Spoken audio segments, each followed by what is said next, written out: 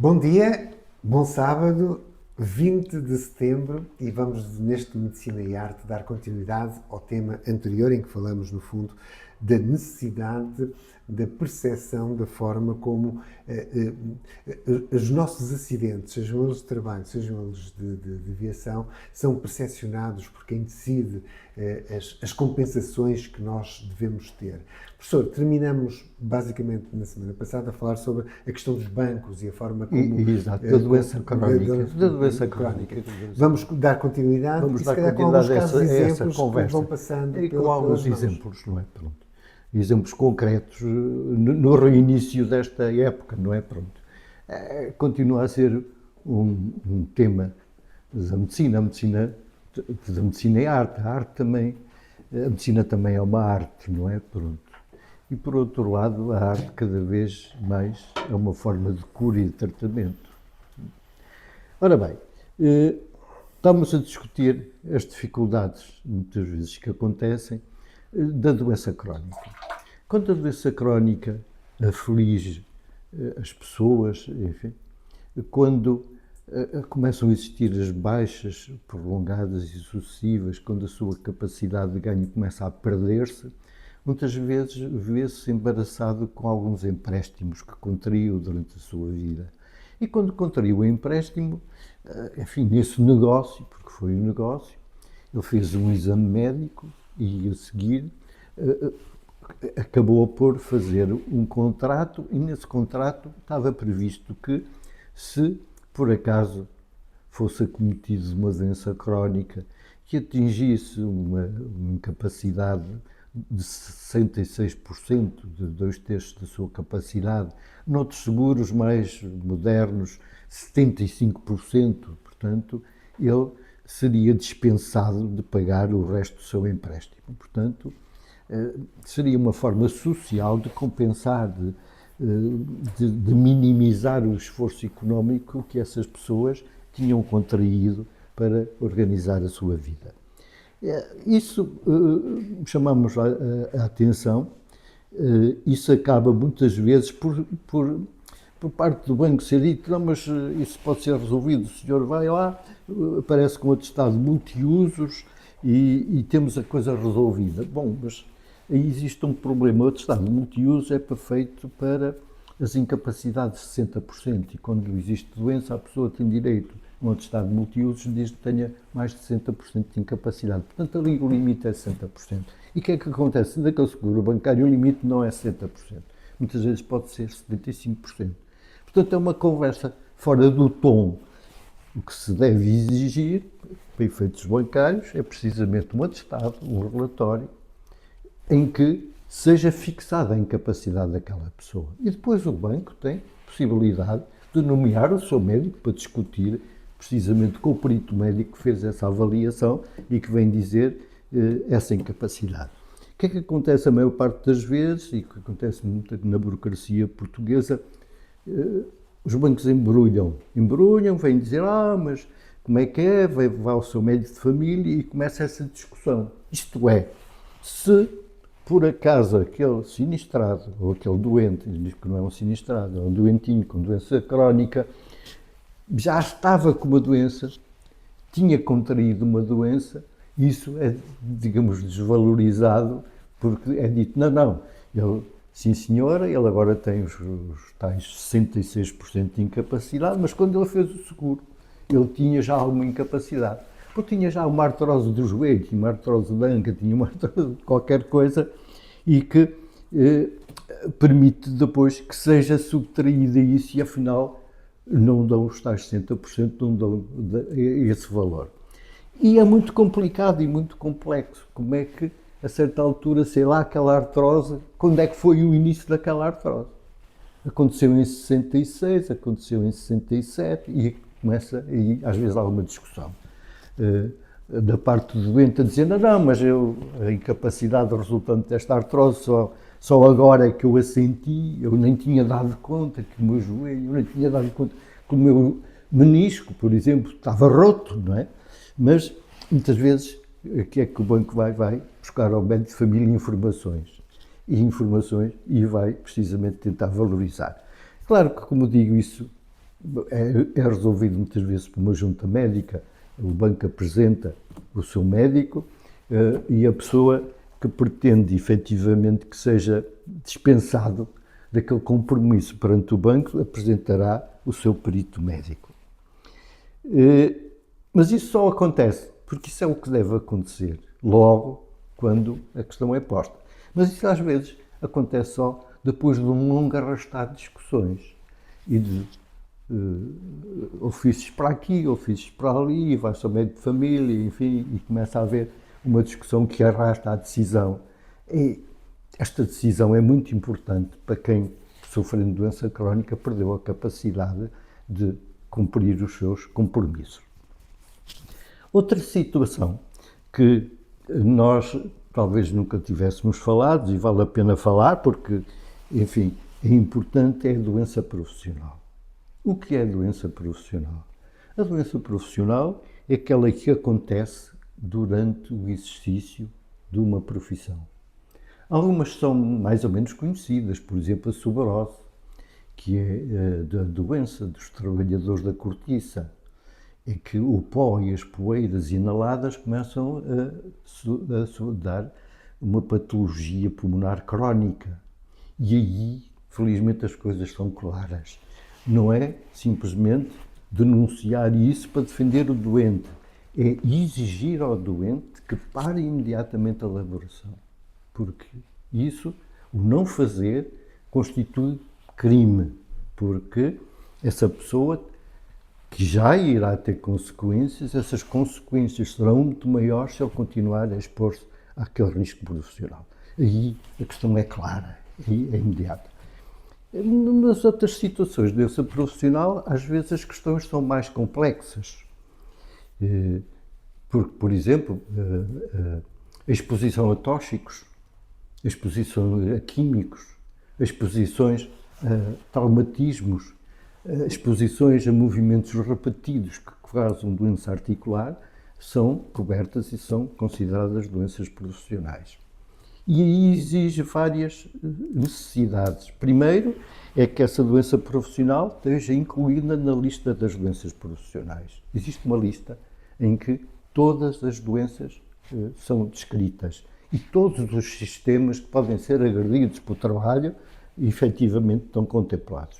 Seja a agressão química, seja a agressão da soberose, seja a agressão do trabalhador mecânico que repete um determinado movimento. Mas existem determinados parâmetros. Um deles é precisamente o estudo, mais ou menos detalhado, dos músculos envolvidos, das articulações envolvidas.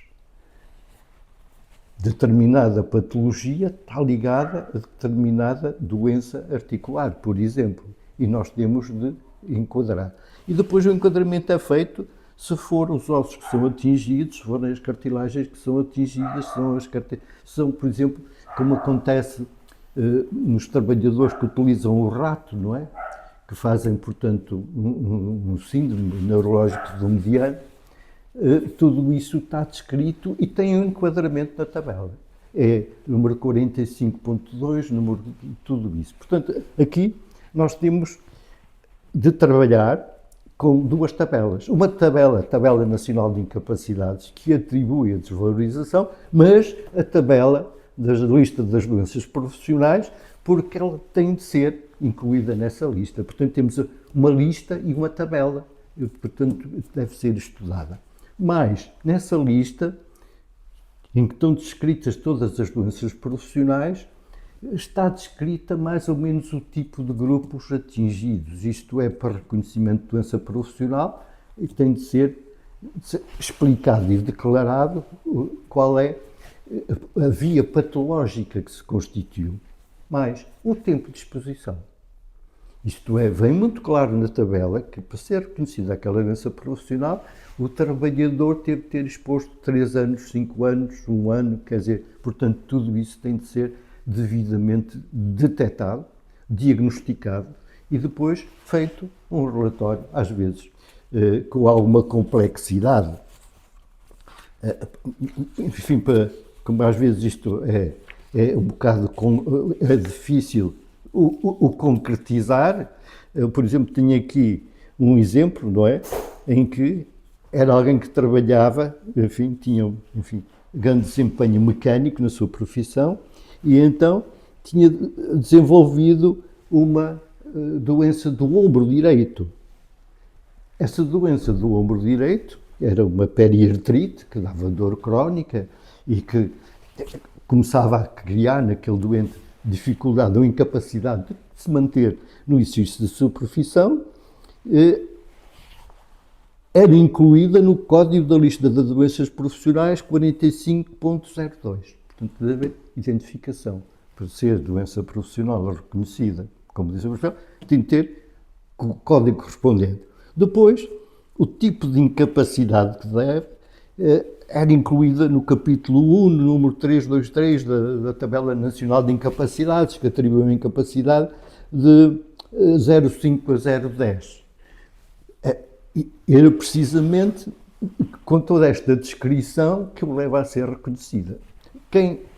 Vamos imaginar, portanto, este nosso exemplo, a pessoa tinha uma epicondilite também do cotovelo direito, tinha uma artropatia, tinha um swing do túnel cárpico, portanto, patologia do mediano, aí já não é o 45.2, é o 45.3, pronto. O capítulo da tabela, naquele primeiro do ombro era o capítulo 1, mas a inclusão desta é no capítulo 3, e tudo isso depois é observado. As pessoas têm de ir precisamente a uma junta própria em que é reconhecida a doença profissional. Se dessa junta resultar uma incapacidade justa, enfim, ficamos todos amigos, enfim, o doente, enfim, o ortopedista que o segue, enfim, se calhar até o médico de família que detectou a doença inicialmente, e não há margem para discussões. Se efetivamente nós achamos que há uma subvalorização, enfim, o doente tem direito a um recurso que tem de apresentar durante 10 dias e depois haverá uma junta de recurso e continuará essa discussão. Isto estamos a falar de doença profissional. E várias vezes se põe o problema, enfim, doença profissional, é acidente de trabalho, às vezes é complexa e, de certa forma, o caminho, porque o doente que se vê limitado na sua atividade, não é acidente de trabalho quando a doença resulta de uma ruptura súbita de um traumatismo. É a doença profissional quando ele se foi constituindo por gesto profissional continuado e, como vêem, para próprio ser reconhecido como acidente de doença profissional, tem de ter anos de evolução, tem de ter uma lógica de evolução, mas tem de inclusive ser provado que o ritmo de trabalho foi suficiente para causar isso. Portanto, temos as três coisas: a localização, o tipo de patologia, o tipo de articulação que é envolvida, e não só, como eu digo, porque isto não é só para exposição física, é também para exposição a nível, por exemplo, da sobrose, a nível de exposição química. Quem trabalha com químicos pode efetivamente vir desenvolver uma doença profissional. E acabamos por, depois, no atestado multiusos. O atestado multiusos é uma peça, digamos, médica ou pericial que permite que as pessoas venham a usufruir de uma quantidade de regalias. Sei lá, doença oncológica, todo outro tipo de doença, em que a incapacidade venha a ser mais de 60%. Tem benefícios fiscais e tem todas essas regalias. Algumas delas, quer dizer, não são, enfim, tão efetivas como parecem ser, por duas razões. Porque muitas vezes acontece que, quando a pessoa vai exercer os seus direitos, os seus benefícios, às vezes, nas secretarias desconhecem-se esses direitos e desconhecem-se esses benefícios. Portanto, a pessoa tem o atestado multiuso, com a garantia dos 60% de incapacidade e tudo aquilo que a lei lhe permite, mas depois acaba por não conseguir usufruir das benesses que a lei lhe poderá dar. Por alguma desconhecimento, muitas vezes, dos burocratas, falando assim claramente, não é? E ao exercer, quer dizer, ao tirar partido do atestado multiuso, as pessoas têm de se informar daquilo que lhe dá. O atestado multiuso, como digo, exige 60% de incapacidade, e se a própria pessoa, além desse atestado multiuso, precisar, por exemplo, porque tem uma deficiência física, mecânica, que lhe dá direito a estacionamento privativo, tudo isso, então aí a incapacidade de 60% tem de ser de tipo mecânico e atingir-lhe 2 ou 3 dos seus membros. Portanto, existe nesse usufruto, nesse multiusos especiais, que no fundo acaba por ser o reconhecimento da sua deficiência física, que lhe dá direito, enfim, passar a chegar às bichas e não esperar, enfim, não chega só à muleta, ele tem direito a isso, tem um papel que aprova, no caso de discussão, dizer, tá, mas você, porque é que está a passar à frente? Não, ele tem um papelinho, tem um código, e no seu automóvel ele tem um dístico para poder parar nestas zonas especiais.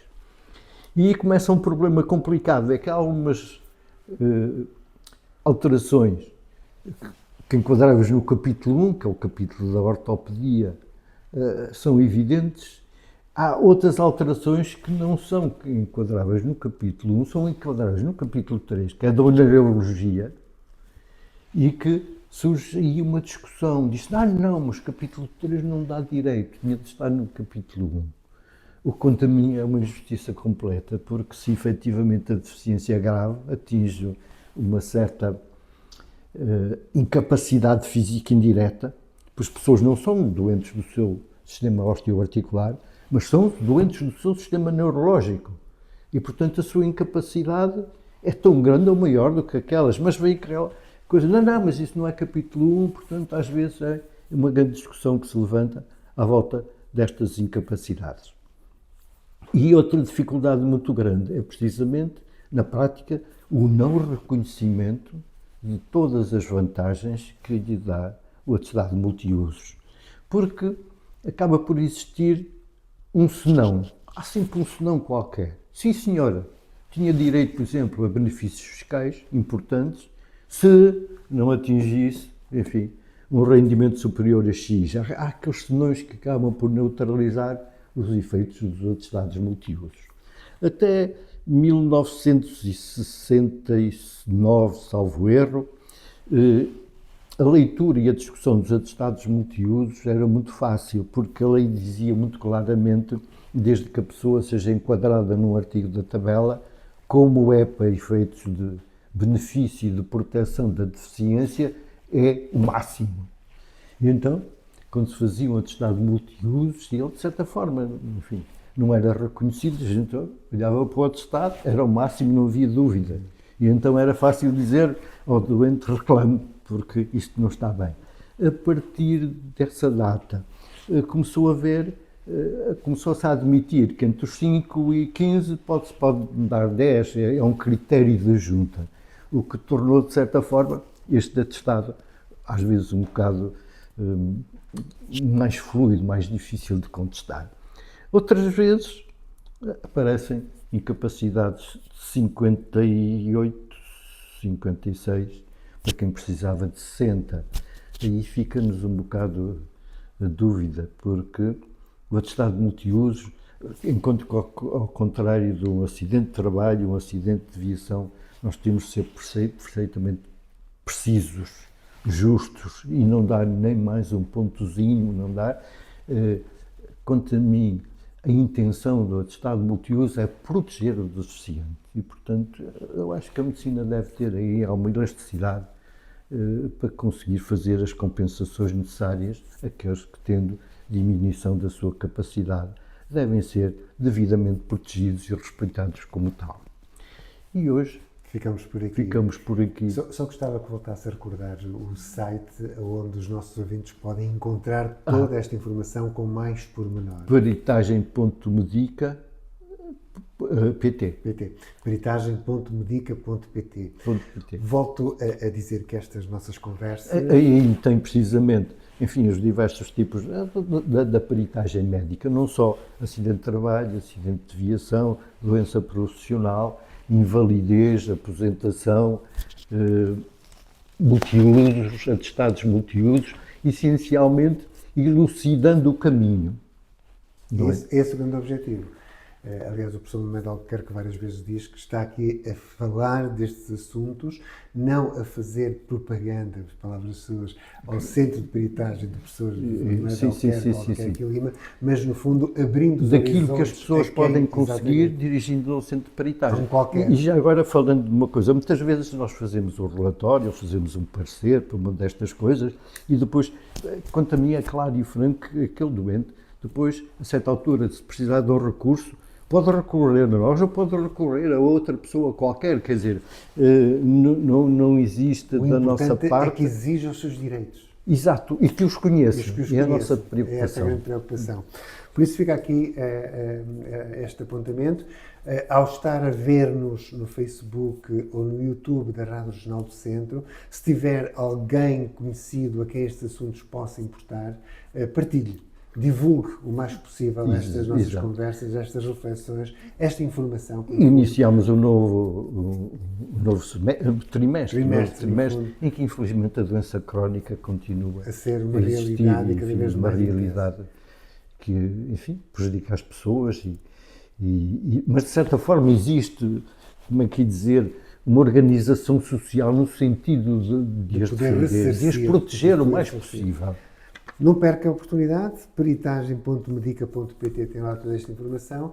Um bom fim de semana, de hoje a 8 dias cá estaremos de novo para este Medicina e Arte. Muito bom dia.